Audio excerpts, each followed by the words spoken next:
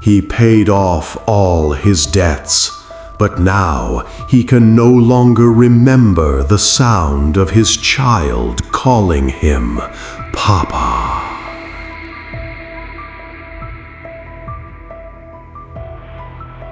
Heavy rain drenched the city, as if trying to cleanse all the hidden sins within it.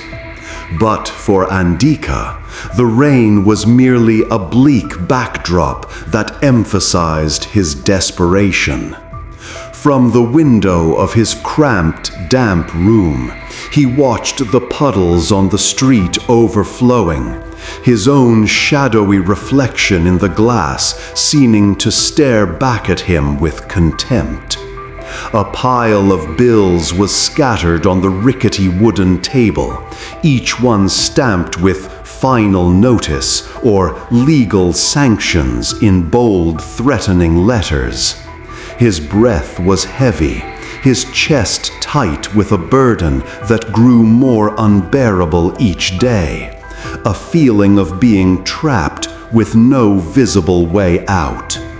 The debt that was once just a small dot had now expanded into a storm ready to destroy everything he had, including his family, his only reason for holding on until now.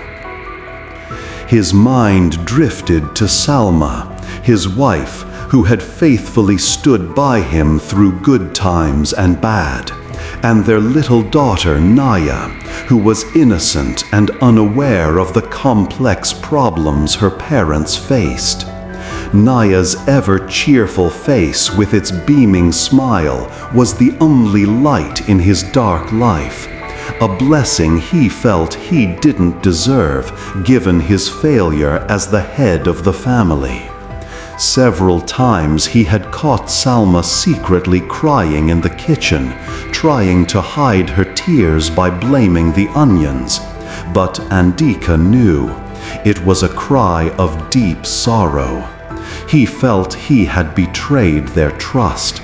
The promise to provide a decent life had turned into an endless nightmare, and every day he had to witness the hope in their eyes fixed on him, while he himself no longer knew what to do. Suddenly, his memory recalled a brief conversation he had overheard weeks ago at a coffee stall about a place called the Ghost Bank, a mystical institution that supposedly provided large loans without material collateral, only with certain vague and unusual terms. Back then, he had dismissed it as mere superstitious nonsense. But in this depth of despair, the story suddenly resurfaced in his mind like a final offer. What if it was real?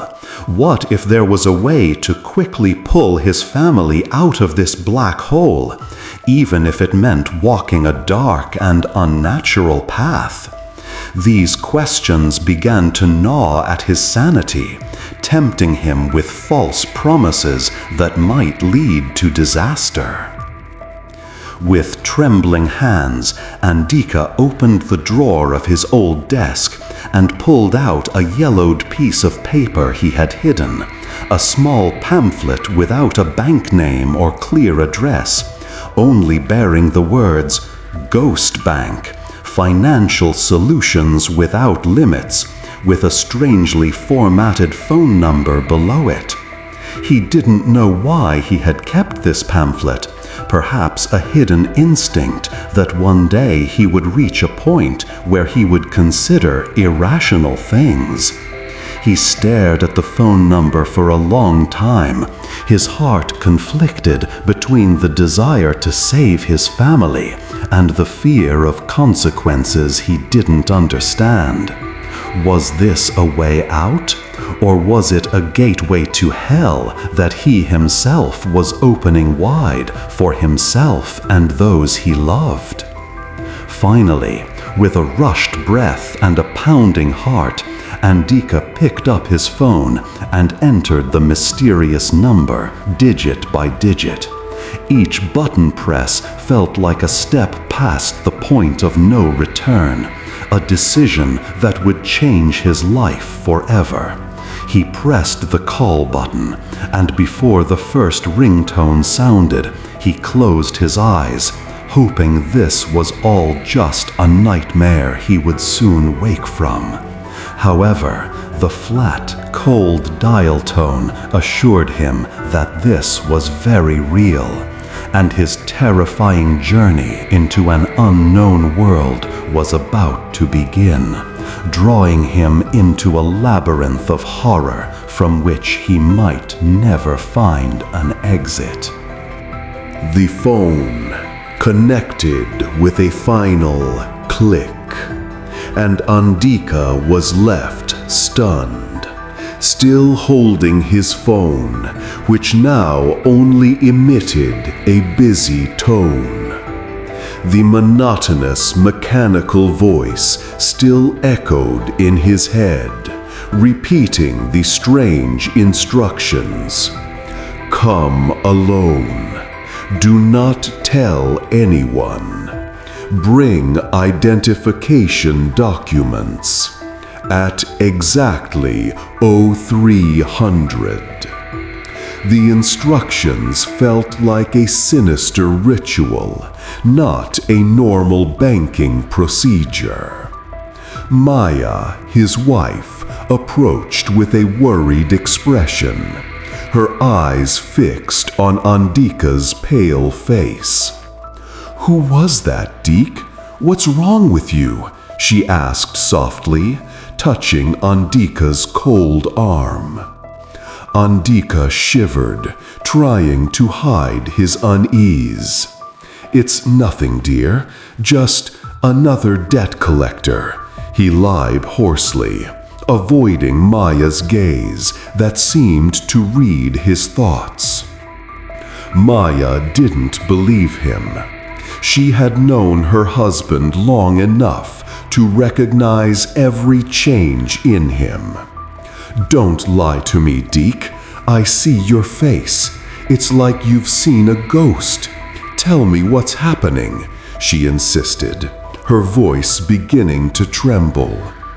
Andika took a deep breath, trying to calm himself. "I just got a job offer, out of town. I have to go tomorrow night for an interview," he fabricated, his heart breaking at the hopeful glint in Maya's eyes. "Out of town? But we don't have money for transportation," Maya weakly protested. Andika looked away, unable to bear the suffering on his wife's face. "They will cover all the costs. Trust me, Maya, I will fix everything," he said, trying to convince himself more than her. The next day, Andika tried to act normal, but his anxiety only grew.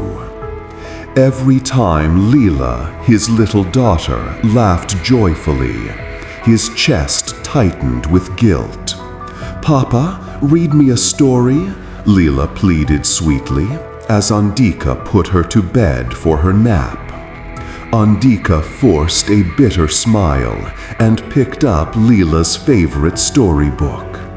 As he began to read, he suddenly forgot some of the words in the story, a story he had memorized by heart. Leela frowned. "Papa, you read it wrong," she said innocently. Andika tried to laugh it off, but something felt unsettling. He felt as if a part of his memory was beginning to blur, like a thin fog enveloping his mind. The night grew late and the tension peaked. Andika got ready to leave, his hands trembling as he put on his jacket. Maya approached him once more, her face pale. "I have a bad feeling about this, Deke. "Please don't go," she begged, holding Andika's arm tightly. Andika looked at his wife, his inner conflict gnawing at him. "I have to go, Maya, for us, for Leela," he said, his voice shaking. "But I don't want to lose you," Maya whispered, tears beginning to stream down her cheeks. Andika hugged his wife tightly, trying to reassure her. "You won't lose me, I promise," he said, though in his heart he himself was unsure of that promise.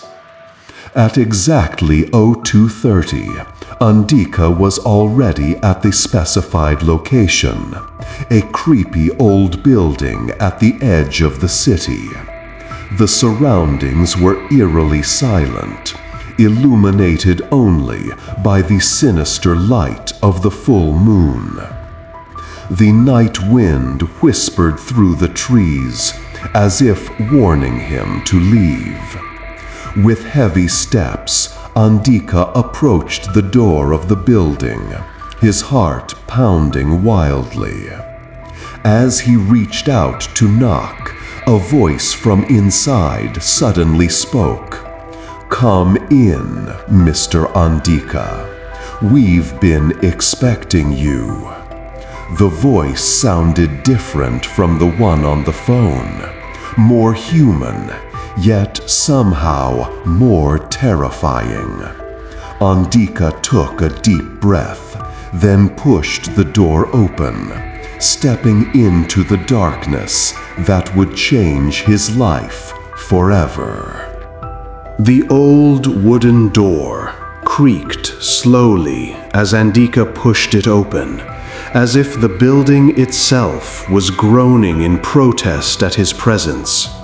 The air inside felt damp, cold, and thick with dust that had accumulated over the years, making him almost choke. Moonlight seeping through the cracks in the broken windows only illuminated small portions of the room, creating long shadows that seemed alive and moving on their own. Across the room, behind a large, rotting wooden desk, sat an extremely thin man.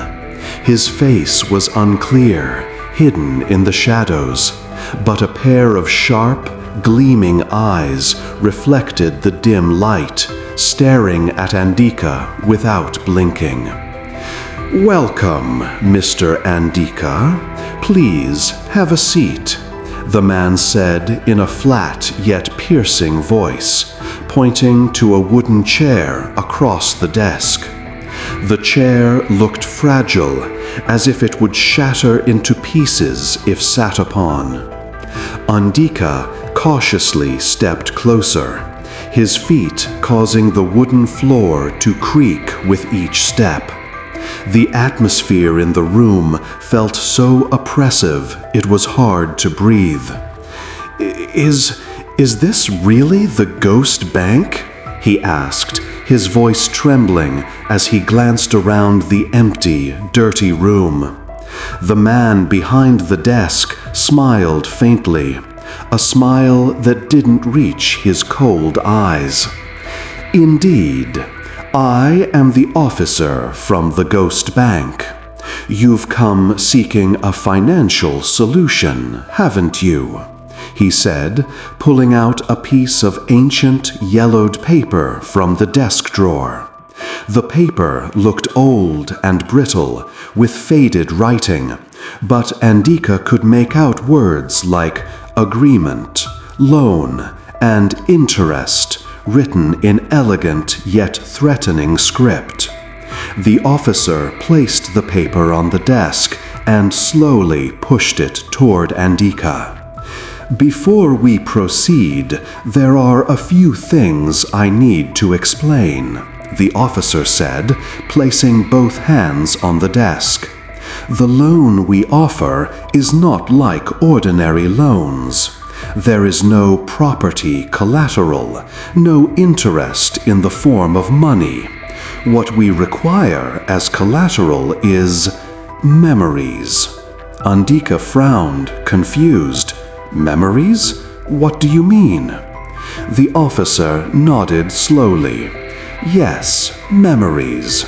Every month you must pay the interest on the loan with one of your precious memories. It could be a memory of someone you love, a happy moment, or even a skill you've mastered. Andika fell silent for a moment, processing the explanation that sounded so absurd. "And if I can't pay?" he asked in a hushed voice. The officer stared deep into his eyes, his gaze seeming to pierce through Andika's soul. "Then we will take it by force. And usually we take the memory most precious to you." With still trembling hands, Andika began reading the agreement document. Its contents made his blood run cold. It clearly stated that the loan amount applied for was 2 billion rupiah, with a repayment period of 5 years. Each month he had to pay interest in the form of one precious memory. If he failed to pay, the bank had the right to permanently take control of his memories. "But this is insane. How can you possibly take my memories?" Andika protested, feeling as though he was trapped in a nightmare. The officer smiled again, this time with a more sadistic curl of his lips. "Oh, we have our own methods, Mr. Andika. Our technology is very advanced." He pulled an antique pen from his jacket pocket and handed it to Andika. "Sign here if you agree.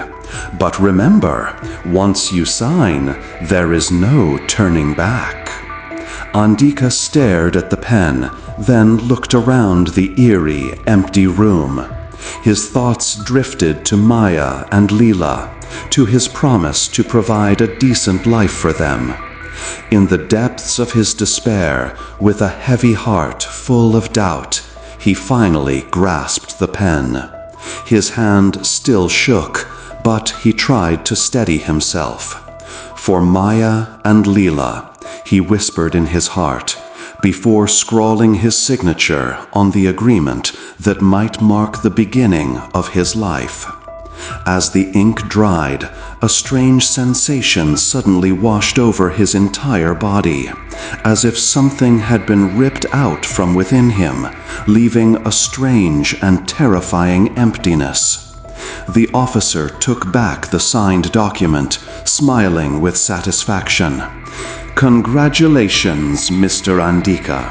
The funds will be transferred shortly, and we will await your first interest payment 1 month from today." The morning sun warmed the living room of Andika's house, but it couldn't melt the coldness gripping his heart.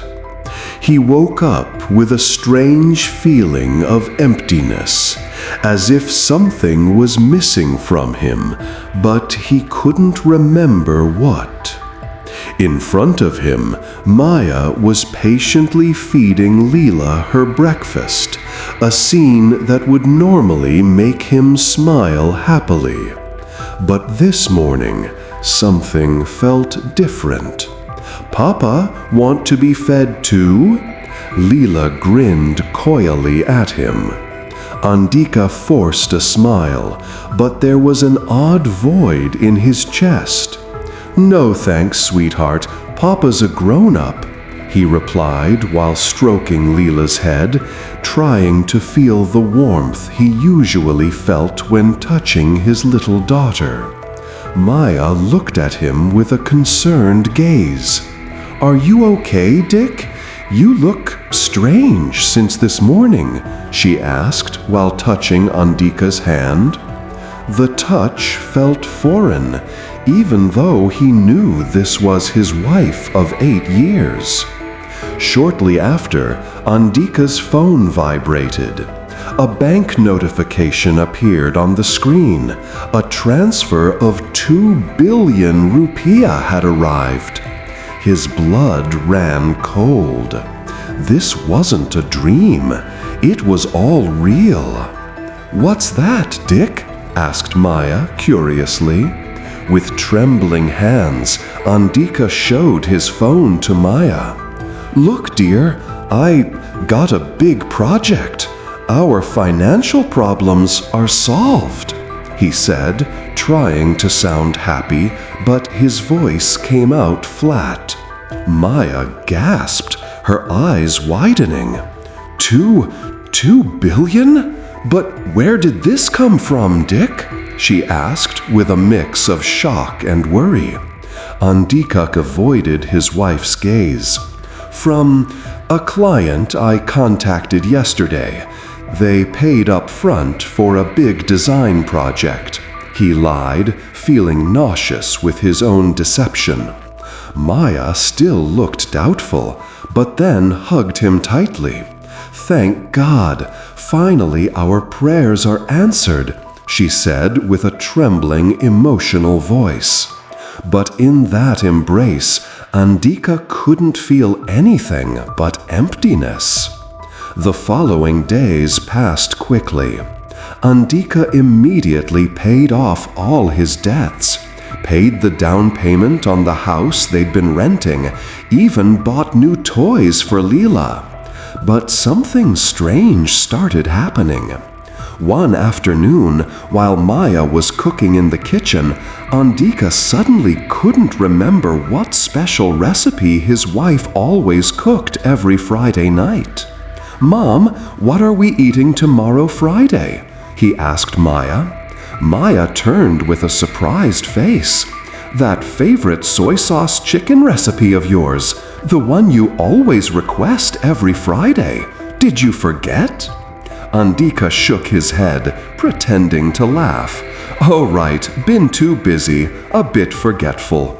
But in his heart, he knew this had something to do with the agreement. That night, while putting Leela to sleep, something more terrifying happened. "Papa, read the story from yesterday, the one about the princess and the dragon," Leela requested. Andika took the storybook, but as he opened it, he realized something frightening. He couldn't remember how his voice sounded when reading stories to his daughter. Even the words in the book felt unfamiliar. "Papa is tired, sweetheart. Maybe tomorrow," he said while kissing Leela's forehead, then hurried out of the room. Outside, he stood shivering, staring at his own hands. What was happening to him? The next day, while working in front of his computer, Andika suddenly couldn't remember the password he'd been using for years. Even when he managed to log in, the keyboard keys felt foreign under his fingertips. "No, this can't be," he panicked. Suddenly, his phone rang. A message from an unknown number appeared. "First interest payment due in 7 days. Prepare your most beautiful memory." Andika dropped his phone, his body shaking uncontrollably.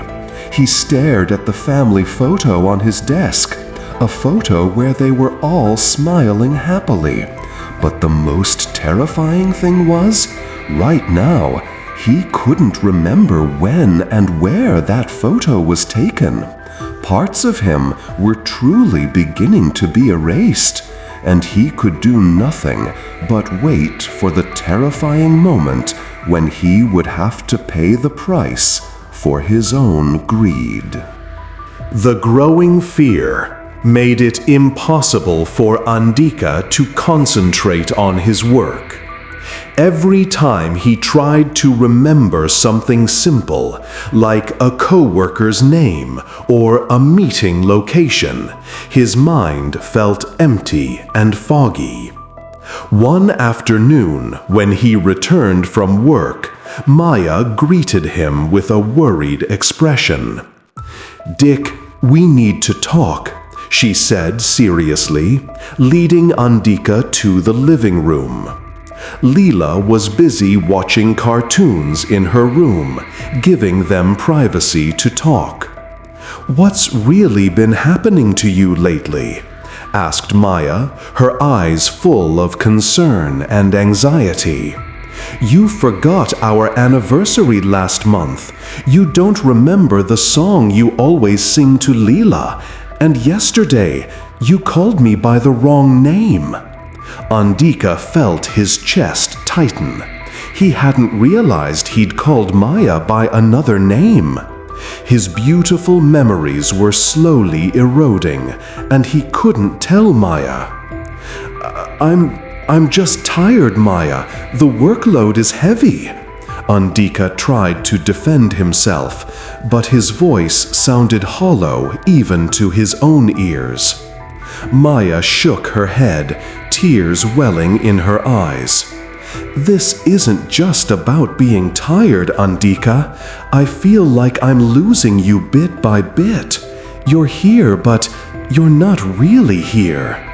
Maya's words pierced Andika's heart. He wanted to scream, to confess everything, but immense fear kept him from speaking. How could he explain that he had sold their memories for money? How could he say that every precious moment they shared was slowly disappearing from his memory? The next day, Andika decided to seek help. He went to a psychiatrist, hoping that what he was experiencing was just anxiety or something similar. The comfortable, warm consultation room couldn't calm his restless soul. "So, you feel like you're losing memories, especially emotional ones?" asked Dr. Farid, the psychiatrist, in a soft voice. Andika nodded, his hands tightly gripping his own arms.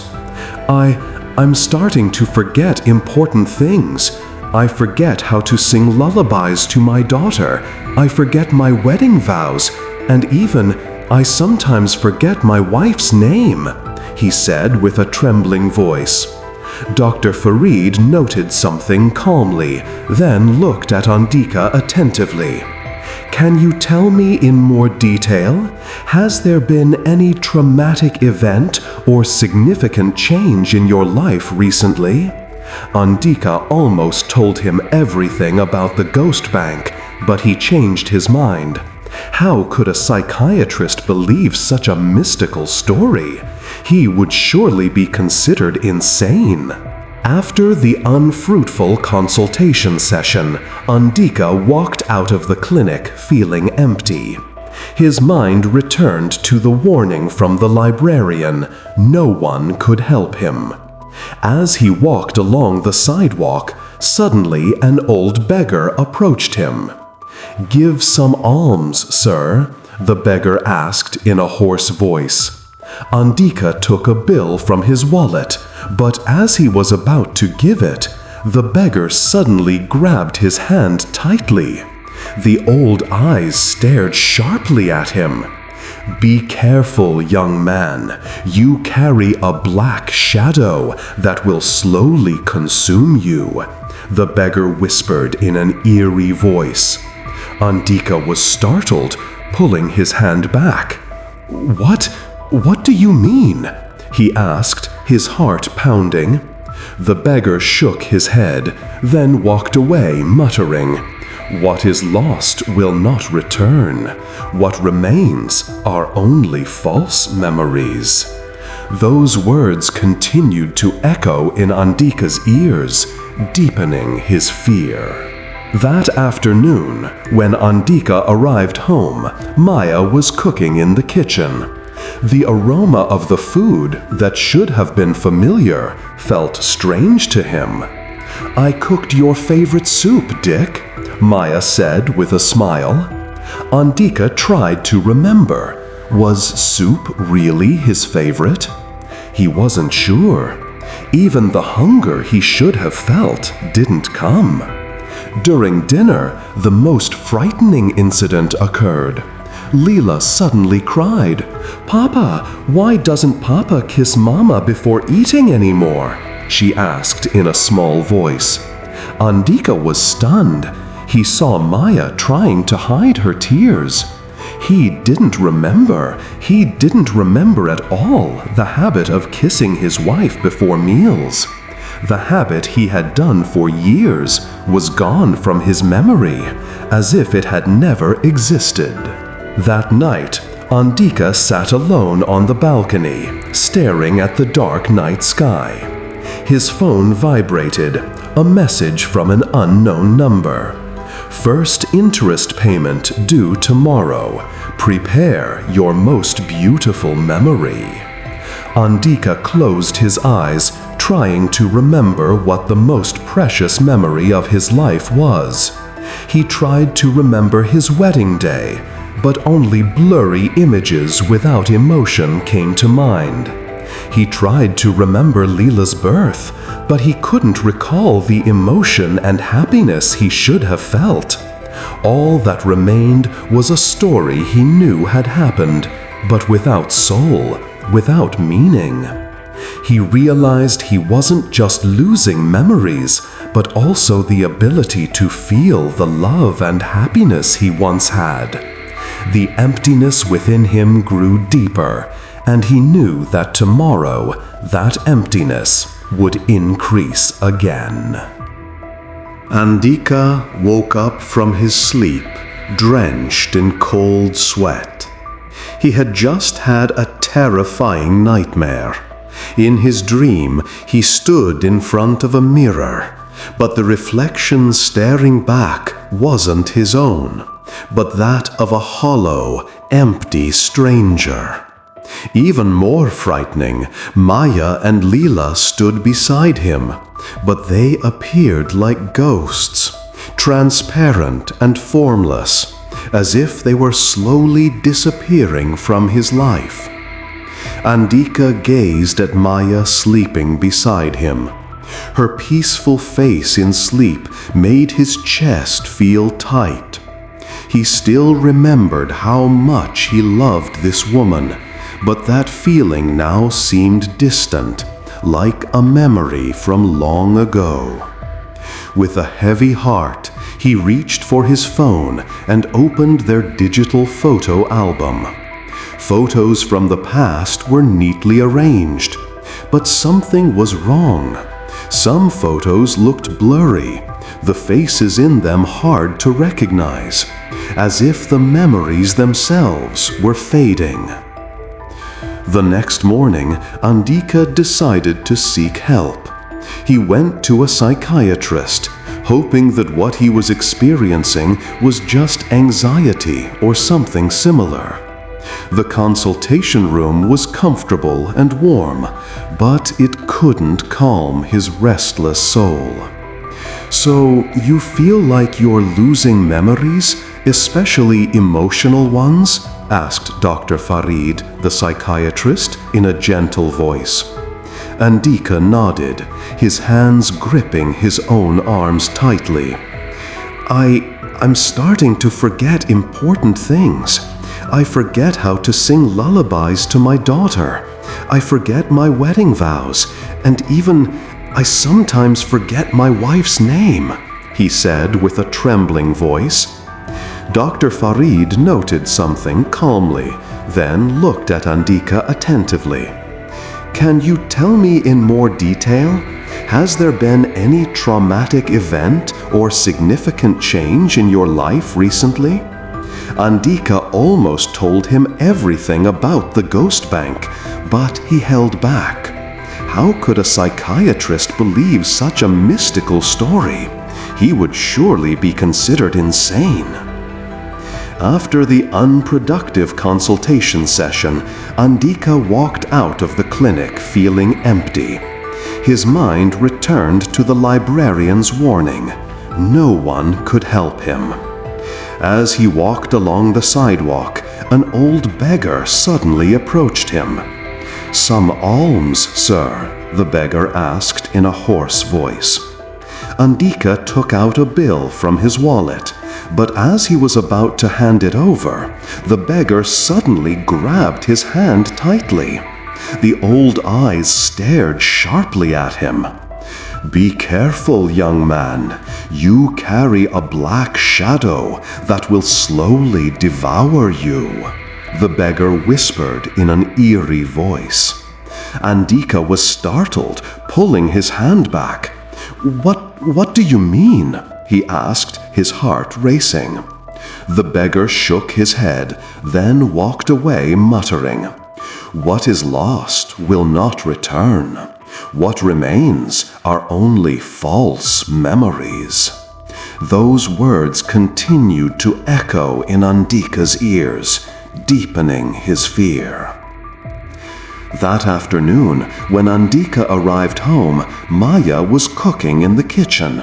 The aroma of the food that should have been familiar felt strange to him. "I made your favorite soup, Dick," Maya said with a smile. Andika tried to remember. Was soup really his favorite? He wasn't sure. Even the hunger he should have felt didn't come. During dinner, the most terrifying incident occurred. Leela suddenly cried, "Papa, why doesn't Papa kiss Mama before eating anymore?" she asked in a small voice. Andika was stunned. He saw Maya trying to hide her tears. He didn't remember. He didn't remember at all the habit of kissing his wife before meals. The habit he had maintained for years had vanished from his memory, as if it had never existed. That night, Andika sat alone on the balcony, staring at the dark night sky. His phone vibrated, a message from an unknown number. "First interest payment due tomorrow. Prepare your most beautiful memory." Andika closed his eyes, trying to recall the most precious memory of his life. He tried to remember his wedding day, but only blurry images without emotion came to mind. He tried to remember Leela's birth, but he couldn't recall the emotion and happiness he should have felt. All that remained was a story he knew had happened, but without soul, without meaning. He realized he wasn't just losing memories, but also the ability to feel the love and happiness he once had. The emptiness within him grew deeper, and he knew that emptiness would increase again tomorrow. The day he feared had finally arrived. Andika woke up with a deeper emptiness than usual, as if a part of his soul had been permanently lost. When he opened his eyes, for a moment he didn't recognize his own bedroom. Then his gaze shifted to the woman sleeping next to him. Her face was familiar, but Andika had to think hard before finally remembering it was Maya, his wife. A chill seeped into his bones. He wasn't just losing memories, but also his emotional connections. On the bedside table, his phone vibrated with a new message. "First interest payment due today. Wait for further instructions." The words felt like a death sentence. Andika walked unsteadily to the bathroom, and when he looked in the mirror, the reflection staring back felt unfamiliar. There was a void behind those eyes, an emptiness that gave him chills. During breakfast, an incident left the whole family silent. Leela innocently asked, "Papa, why are you eating with your left hand? You used to say we should use our right hand." Andika froze, looking at his hand that was indeed holding the spoon with his left hand. He didn't remember that rule at all, didn't remember that he himself had taught it to Leela. Maya tried to diffuse the situation. "Maybe Papa is just tired, sweetheart." But Andika could see the doubt and fear in his wife's eyes. When he tried to remember teaching table manners to Leela, all he got was an empty fog. The harder he tried to remember, the more his head hurt. This wasn't just ordinary forgetfulness. It was as if someone had taken puzzle pieces from his brain and left empty spaces that couldn't be filled. Throughout the day, Andika felt like he was walking in a fog. He tried to work, but found that some basic skills he usually mastered were now gone. During an online meeting, he suddenly forgot how to give a proper presentation, even though that was his main expertise. His coworkers exchanged strange looks when he spoke incoherently. "Are you okay, Andika?" his boss asked with concern. Andika could only nod weakly, while inside he was screaming for help. At 3 in the afternoon, a second message came. "Payment will be processed at 1800. Make sure you are in a quiet place and alone." Andika shivered. He still didn't know how this payment process would happen, and the uncertainty was torture.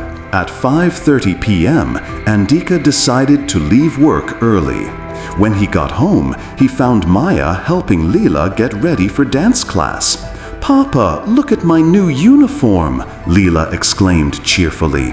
Andika looked at his daughter, trying hard to remember their happy moments together. But all that remained were static images without emotion. When Maya and Leela left, Maya kissed his cheek and said, "I made your favorite food for dinner tonight." Andika wanted to cry. He couldn't remember what his favorite food was. Even Maya's kiss felt strange on his skin.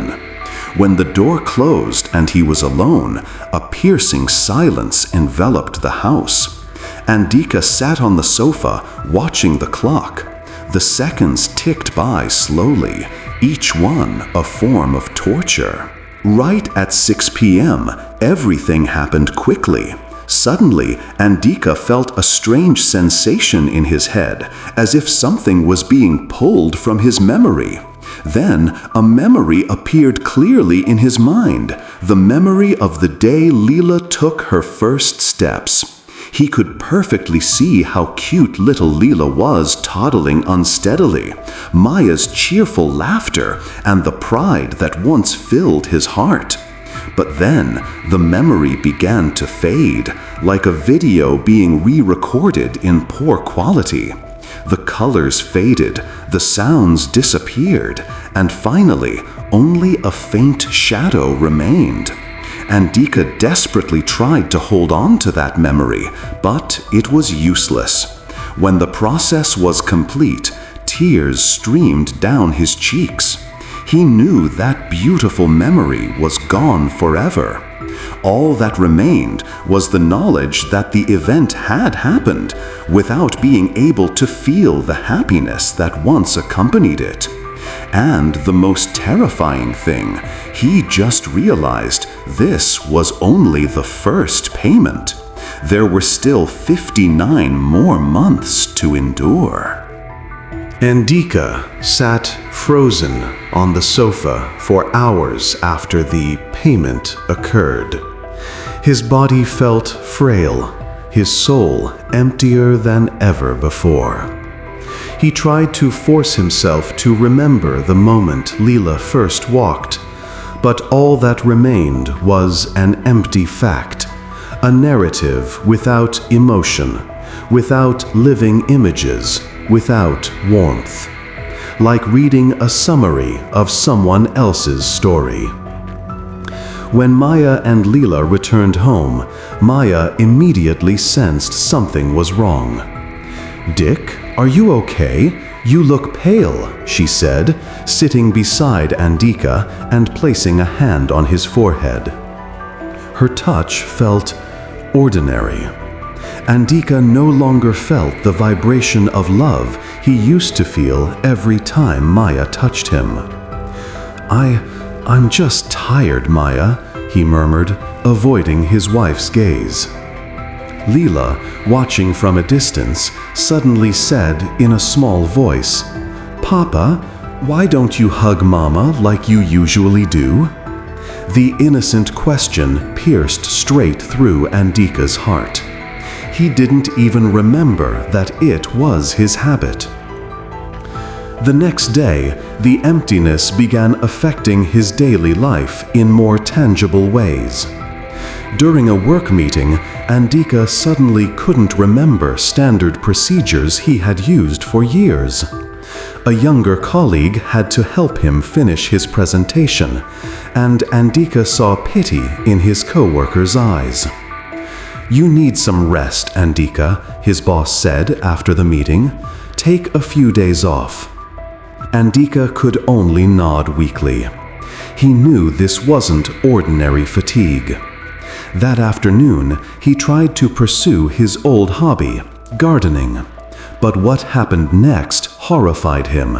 He couldn't remember how to properly prune plants, even the most common species. His hands trembled as he held the pruning shears, and he ended up throwing the tool away.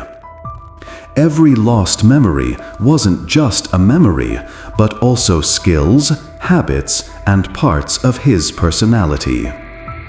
That night, while Maya was washing dishes, Andika approached her. He wanted to be honest, to scream for help. "Maya, there's something I need to tell you," he said hoarsely. Maya turned off the faucet and looked at him attentively. "What is it, Dick?" Andika took a deep breath. I feel something's wrong with my memory. It's not just ordinary forgetfulness, but..." Suddenly, as if an invisible force was choking him, Andika couldn't continue his sentence. His mouth opened, but no sound came out. Maya saw his pale, tormented face. "But what, Dick? Tell me." Andika tried hard, but what came out was, "But maybe I need vitamins for memory." He himself was surprised by the words that came out of his mouth, as if something was controlling him, not allowing him to reveal the truth. A few days later, while visiting Maya's parents, another tragedy occurred. His mother-in-law served a special cake that was supposedly Andika's former favorite. "I made this chocolate cake specially for you, Andika. You always asked for this every time we visited," her mother said with a smile. Andika stared at the cake in confusion. He didn't remember ever liking chocolate cake. In fact, the smell of chocolate now nauseated him. When he tried to force himself to eat it, his hands trembled so violently that the plate fell and shattered. Everyone was shocked. "Sorry, I'm not feeling well," he said before hurriedly leaving the room. Through the window, he saw Maya being whispered to by her mother. Maya's face grew increasingly worried. Andika knew he was losing not only his memories, but also his relationships with the people he loved most. The climax came the following weekend. Their family usually watched movies together every Saturday night. When Maya took out a DVD of a film that was supposedly their favorite, Andika could only stare blankly. "We always watch this movie every anniversary, Dick. You said this film was special because it resembles our story," Maya said hopefully. But Andika didn't remember it at all. Even as the movie played, every scene felt unfamiliar. In the middle of the film, Leela leaned on his shoulder and said, "Papa, this is our favorite part." But when that scene came, Andika felt nothing. Instead, unconsciously, he had moved away from Leela. He saw how hurt his little girl was. When he looked at Maya, he saw tears in his wife's eyes. "Who are you?" whispered Maya, her voice broken. "You look like my husband, but you're not him." Those words hit Andika like a blow to the chest. He realized what was being lost wasn't just memories, but his very identity, and this process had only just begun. A week after the first payment, Andika's life had turned into an endless nightmare. Every morning he woke up feeling like a stranger in his own home, to his family, even to himself. One morning, while preparing breakfast, Maya approached him with a devastated expression. "You don't cook sunny-side-up eggs the way you used to," she whispered, her eyes glistening with tears. "For 10 years of our marriage, you always cooked them half-done, but now—" Andika stared at the eggs he had fried until fully cooked. He didn't remember. He didn't remember how to cook his favorite eggs, didn't remember that Maya liked runny yolks. All that remained was the general procedure of cooking eggs, without the memories and meaning behind them. Leela, watching from the dining table, suddenly burst into tears. "I miss the old Papa," she sobbed, making Andika feel as if thousands of needles were piercing his heart. At work, the situation worsened. Andika not only forgot work procedures, but also the names of colleagues who had worked with him for years. During an important meeting, he suddenly couldn't operate software he used daily. "Andika, are you sure you don't need to see a doctor?" asked Sari, his assistant, with a face full of concern. Andika wanted to scream that this wasn't an ordinary illness, that something was systematically eating away at his memory. But once again, an invisible force prevented him from speaking. His boss called him into his office. "We're worried about your condition, Andika. Perhaps you need an extended leave," he said seriously. Andika could only nod, realizing that the career he had built over 15 years was slowly collapsing because he could no longer remember how to do his job. That afternoon, when Andika returned home, he found Maya staring at an old photo album. "Look, Dick," she said with a trembling voice, pointing at a photo. "This is us on our honeymoon. You always told the story of how you almost drowned at the beach trying to dive for a coral for me." Andika stared at the photo for a long time. He saw his younger self smiling broadly, holding a small coral. But he didn't remember. He didn't remember the panic of nearly drowning, the happiness of successfully giving the coral to Maya. Nothing at all. All he felt was a piercing emptiness. I remember," he lied. But Maya knew. Maya's tears finally fell. "No, you don't. You don't even remember we went to Bali for our honeymoon." That night, while Andika was alone on the terrace, his phone vibrated. A new message from an unknown number. "Second payment will be made tomorrow. Memory to be taken. Your first feeling of love for Maya." Andika nearly dropped his phone. This was crueler than he had imagined. They weren't just taking memories, but also the ability to feel love. Trembling, he entered the bedroom where Maya was sleeping.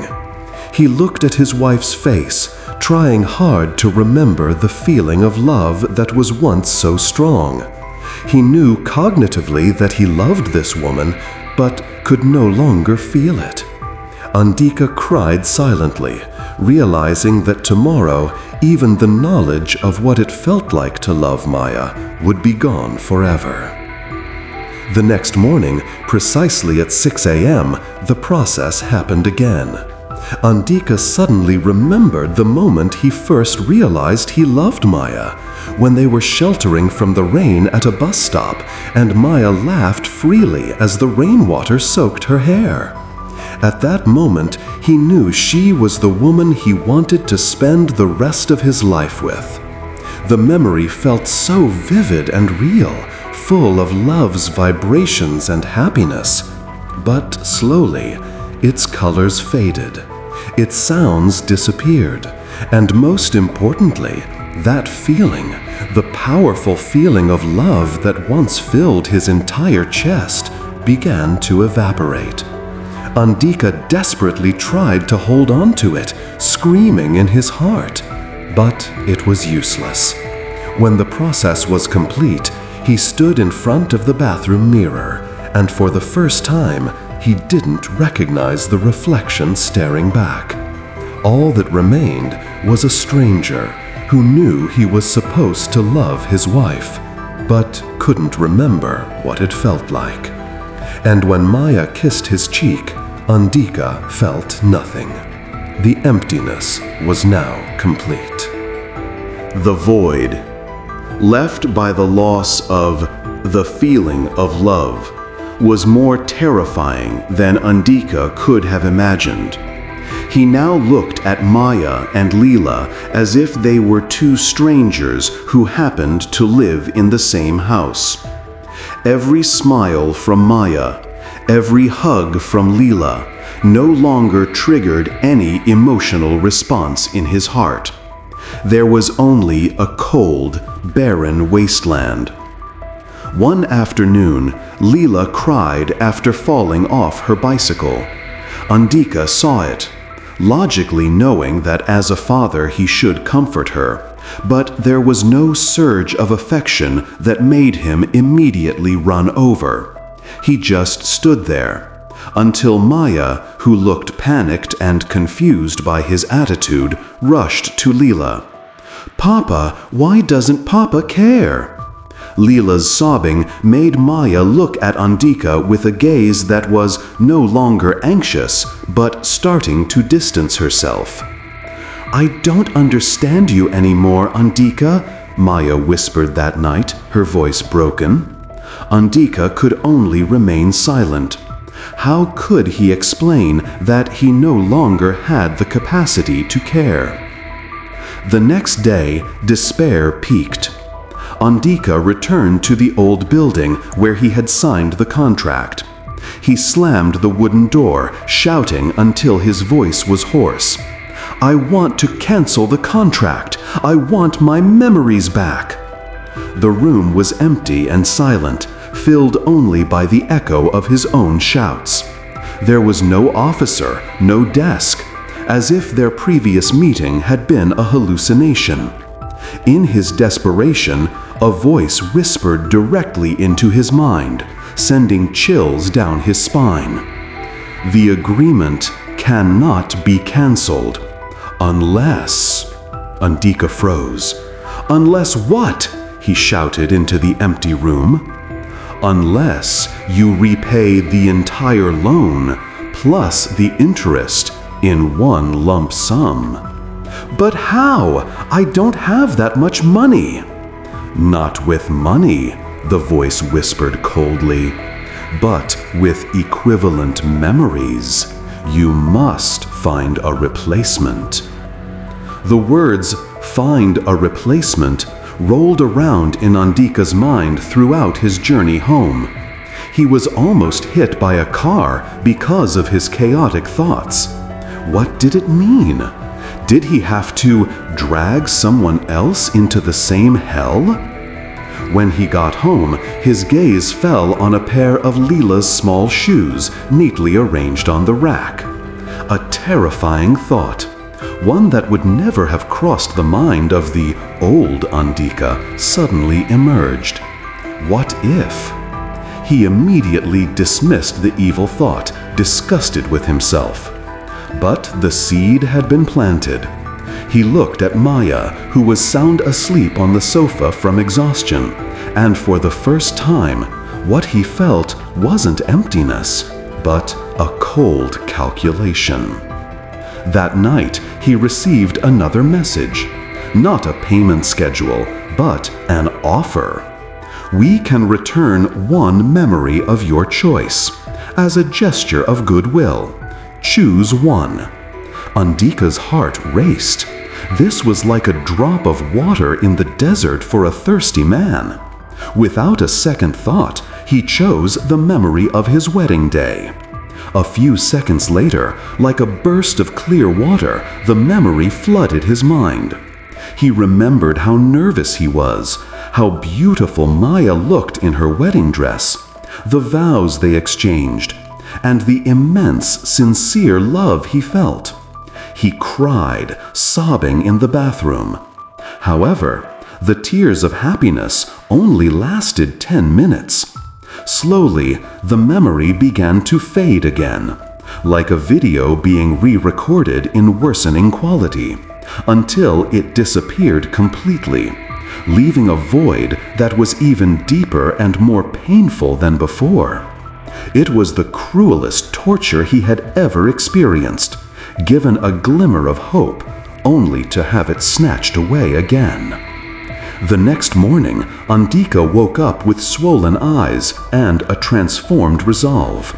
He looked at Leela, who was cheerfully eating cereal.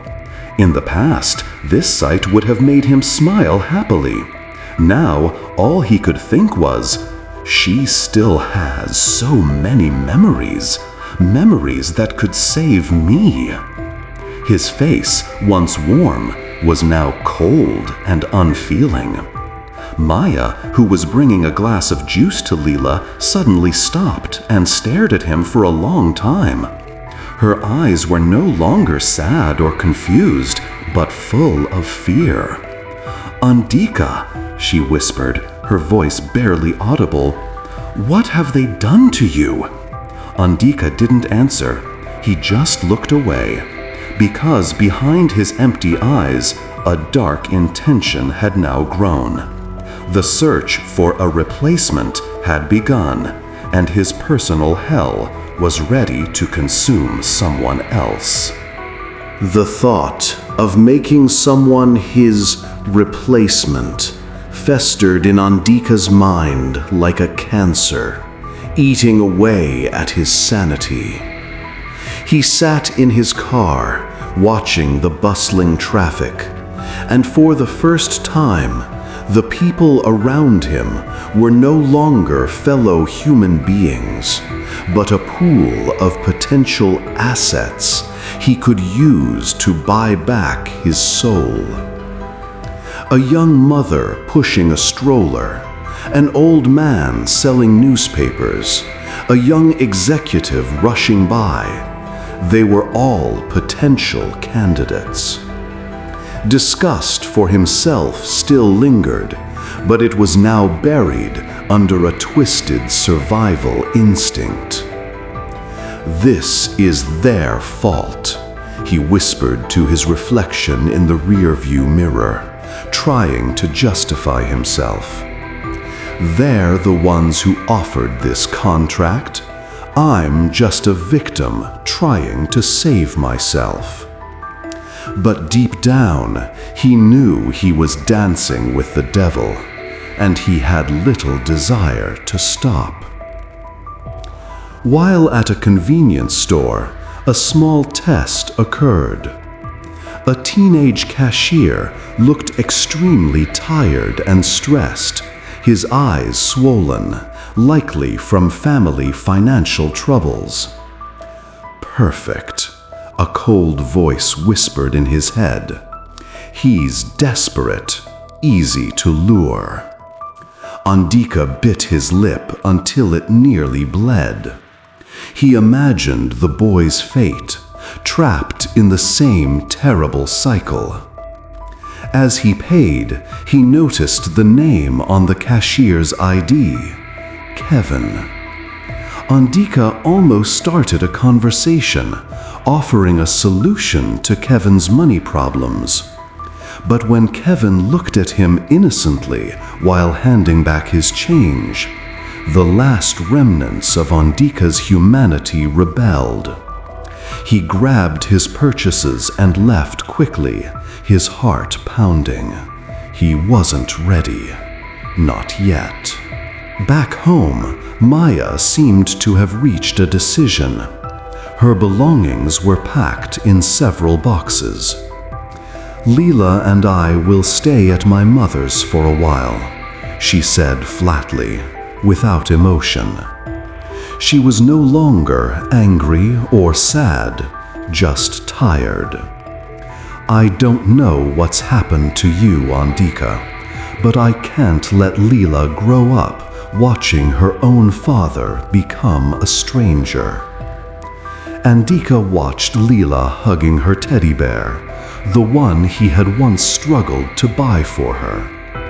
He tried to remember the moment he bought that bear, but only darkness remained. I will fix this," Andika mumbled, but his voice sounded hollow.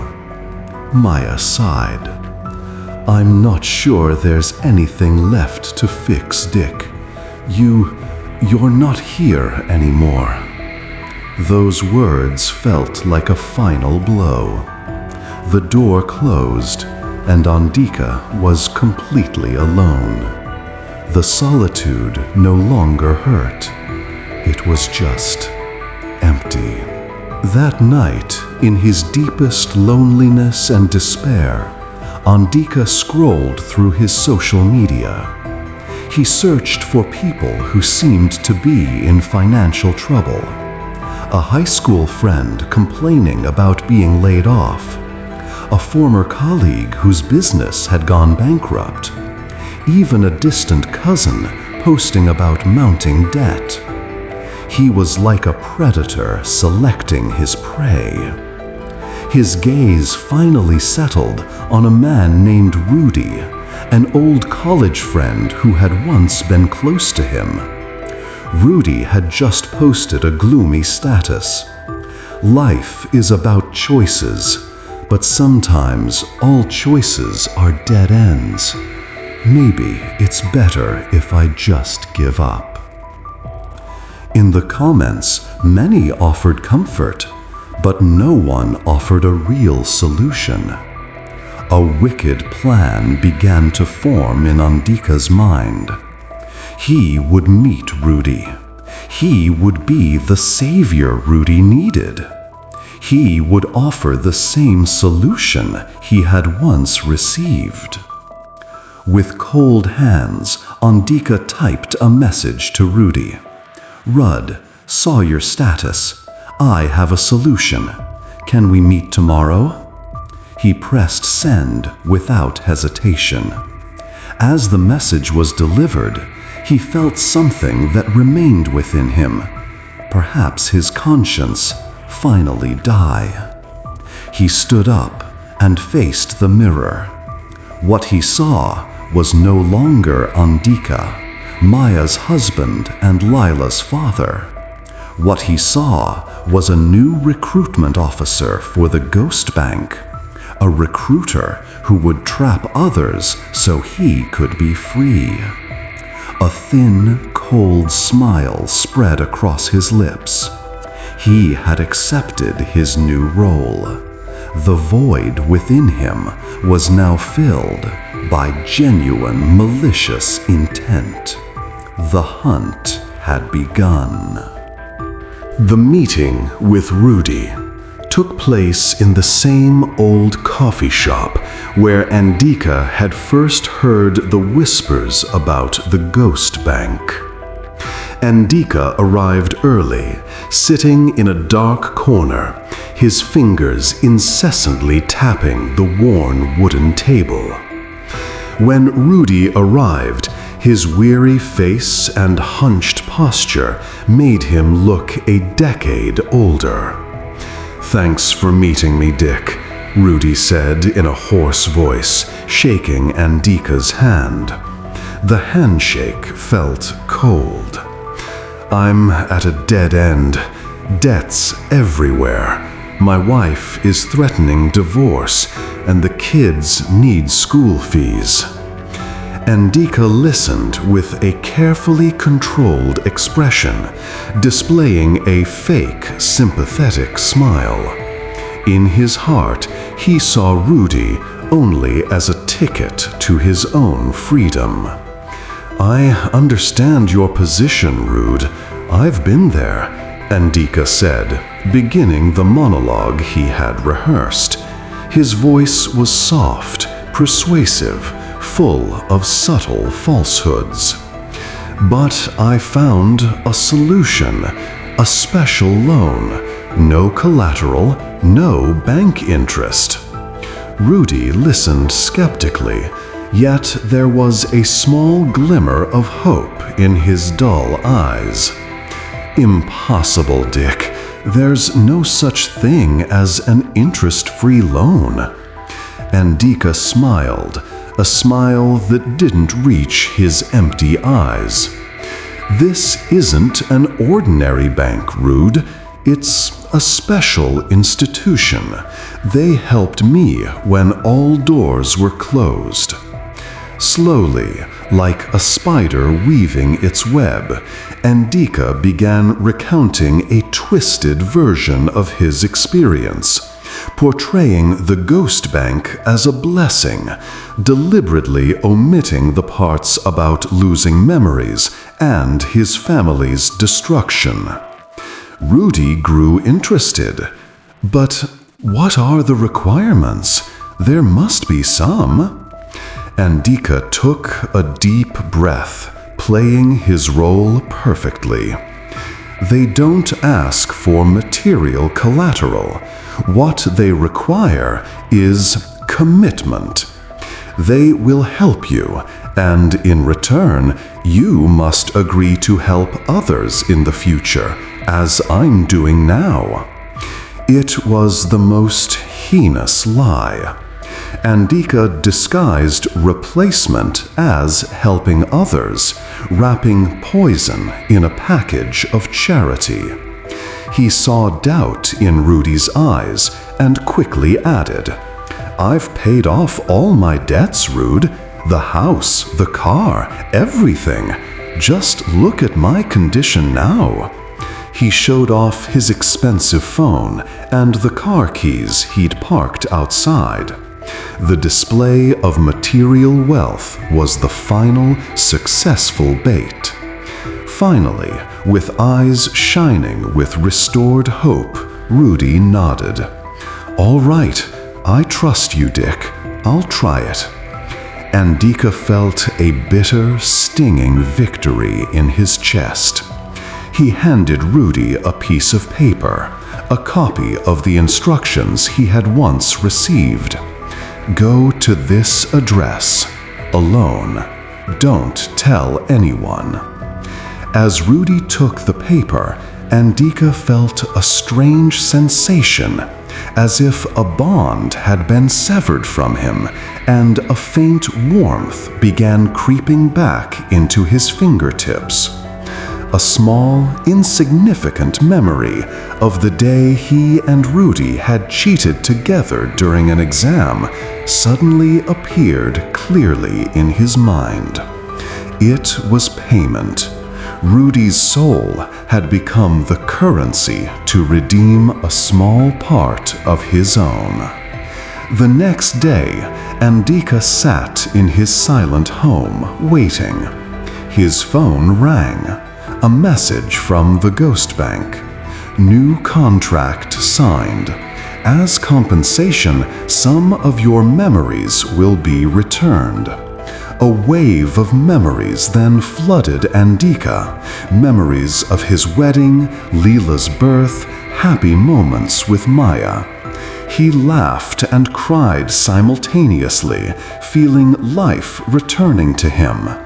Yet the joy felt bitter. He looked at the family photo on the wall, and for the first time in months, he felt deep love and longing. But alongside that feeling was an indelible black stain: betrayal. He had saved himself by sacrificing a friend. He had regained his love, but at the cost of his self-respect. His sobs broke through, full of deep regret and crushing guilt. He was free, but that freedom felt like a new, crueler punishment. And somewhere out there, Rudy had just signed her own contract, beginning a new cycle of horror, with Andika as the first link in an endless chain of suffering.